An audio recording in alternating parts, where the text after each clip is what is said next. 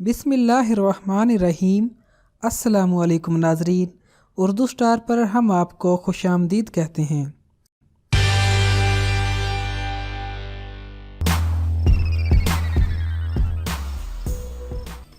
सुल्तान नूरुद्दीन जंगी रहमतुल्लाह अलैह इस्लामी तारीख के इंतहाई बहादुर, ज़ीरक और जंगी महारत रखने वाले हुक्मरान थे।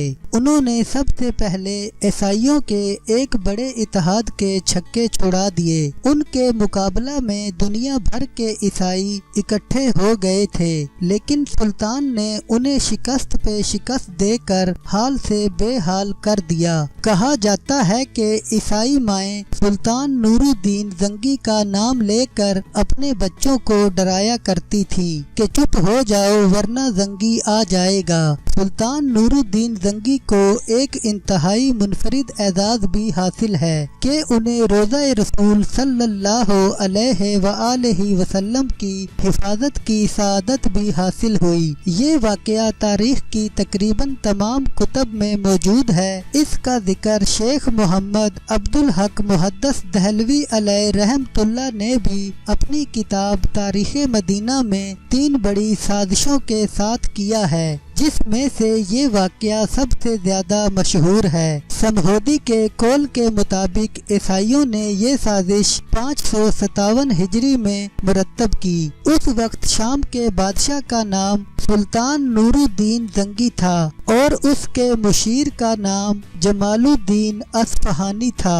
एक रात नमाज़े तहज्जुद के बाद सुल्तान नूरुद्दीन जंगी ने ख्वाब में देखा कि रसूल करीम सल्लल्लाहु अलैहि वसल्लम 2 सुर्खी माइल रंगत के आदमियों की तरफ इशारा करके सुल्तान से कह रहे हैं कि मुझे इनके शर से बचाओ। सुल्तान हड़बड़ा कर उठ बैठा, वज़ू किया, नफल अदा किए और फिर उसकी आंख लग गई। ख्वाब देखने के बाद आप यहाँ क्यों बैठे हैं, इसका अब किसी से जिक्र ना करें और फौरन मदीना रवाना हो जाएं। अगले रोज सुल्तान ने 20 मखसूस अफराद और बहुत से तहाइफ के साथ मदीना के लिए कूच किया और 16वें रोज शाम के वक्त वहां पहुंच गया। सुल्तान ने रोज़ा रसूल सल्लल्लाहु अलैहि वसल्लम पर हाजिरी दी और मस्जिद नबवी में बैठ गया।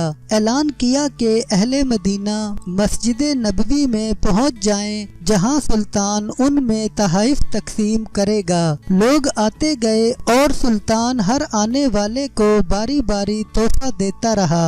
इस दौरान वो हर शख्स को गौर से देखता रहा, लेकिन वो 2 चेहरे नजर न आए जो उसे एक रात में 3 बार ख्वाब में दिखाए गए थे। सुल्तान ने हाजरीन से पूछा, क्या मदीना का हर शहरी मुझसे मिल चुका है? जवाब असबात में था। सुल्तान ने फिर पूछा, क्या तुम्हें यकीन है कि हर शहरी मुझसे मिल चुका है? इस पर हाजरीन ने कहा, सिवाय 2 आदमियों के राज तकरीबन फाश हो चुका था। सुल्तान ने पूछा, वो कौन है और अपना तोहफा लेने के लिए क्यों नहीं आए? बताया गया कि ये मराकश के सोमो सलात के पाबंद 2 मुत्तकी बाशिंदे हैं। दिन रात रसूल करीम सल्लल्लाहु अलैहि वसल्लम पर दरूदो सलाम भेजते हैं और हर हफ्ते मस्जिद कुबा जाते हैं। फयाज और मेहमान नवाज हैं, किसी का दिया नहीं लेते। सुल्तान ने कहा, सुबहान अल्लाह, और हुक्म दिया कि उन दोनों को भी अपने तहाइफ वसूल करने के लिए फौरन बुलाया जाए। जब उन्हें ये खसूसी पैगाम मिला तो उन्होंने कहा, अल्हम्दुलिल्लाह, हमारे पास अल्लाह का दिया सब कुछ है और हमें किसी तोहफे तहाइफ या खैर खैरात की हाजत नहीं। जब ये जवाब सुल्तान तक पहुंचाया गया तो उसने हुक्म दिया कि उन दोनों को फौरन पेश किया जाए। हुक्म की फौरी तामील हुई। एक झलक उनकी शनाख्त के लिए काफी थी, ताहम सुल्तान ने अपना गुस्सा काबू में रखा और पूछा, तुम कौन हो, यहाँ क्यों आए हो?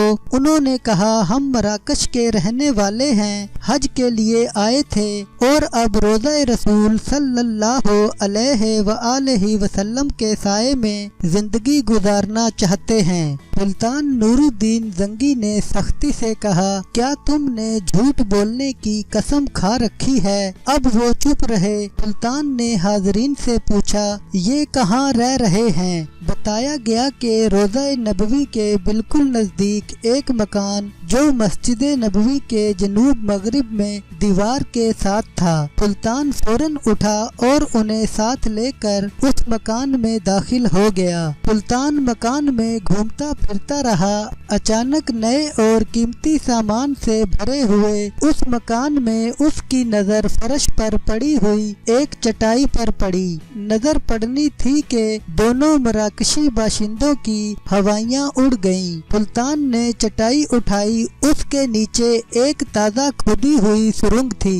سلطان نے گرج کر کہا کیا اب بھی سچ نہ بولو گے؟ ان کے پاس سچ کے سوا کوئی چارہ نہ تھا۔ انہوں نے اعتراف کیا کہ وہ عیسائی ہیں اور ان کے حکمرانوں نے انہیں بہت سا مال و زر اور ساز و سامان دے کر حاجیوں کے روپ میں مراکش سے اس منصوبے پر حجاز بھیجا تھا کہ وہ کسی نہ کسی طرح رسول کریم صلی اللہ علیہ وآلہ وسلم کا جسد اقدس روضہ مبارک سے نکال کر لے آئیں۔ اس ناپاک منصوبے کی تکمیل کے لیے انہوں نے حج کا بہانہ کیا اور اس کے بعد روضہ رسول سے نزدیک ترین جو مکان کرائے پر مل سکتا تھا وہ لے کر اپنا مذموم کام شروع کر دیا۔ ہر رات کو وہ سرنگ کھودتے جس کا رخ روضہ مبارک کی طرف تھا اور ہر صبح کھودی ہوئی مٹی چمڑے کے تھیلوں میں بھر کر جنت البقیع لے جاتے اور اسے قبروں پر بکھیر دیتے۔ انہوں نے بتایا کہ ان کی ناپاک مہم بالکل آخری مراحل میں تھی کہ ایک رات موسلا دھار بارش کے ساتھ ایسی گرج چمک ہوئی جیسے زلزلہ آ گیا ہو، اور اب جب کہ ان کا کام پایہ تکمیل کو پہنچنے والا تھا تو سلطان نہ جانے کیسے مدینے پہنچ گئے۔ سلطان ان کی گفتگو سنتے جاتے اور روتے جاتے اور ساتھ ہی فرماتے جاتے کہ میرا نصیب کہ پوری دنیا میں سے اس خدمت کے لیے اس غلام کو چنا گیا۔ سلطان نور الدین زنگی نے حکم دیا کہ ان دونوں کو قتل کر دیا جائے اور روضہ مبارک کے گرد ایک خندق کھودی جائے، اسے پگھلے ہوئے سیسے سے پاٹ دیا جائے تاکہ آئندہ کوئی بدبخت ایسی مذموم حرکت کے بارے میں سوچ بھی نہ سکے۔ یہ واقعہ 558 ہجری مطابق 1142 عیسوی کا ہے۔ سلطان نور الدین زنگی نے روضہ مبارک کے قریب ایک چبوترا بھی بنوایا تاکہ اس پر ان قبور کی حفاظت کے لیے ہر وقت پاسبان رہیں۔ یہ چبوترا اب بھی موجود ہے۔ یہ سازش بے نقاب ہوئی تو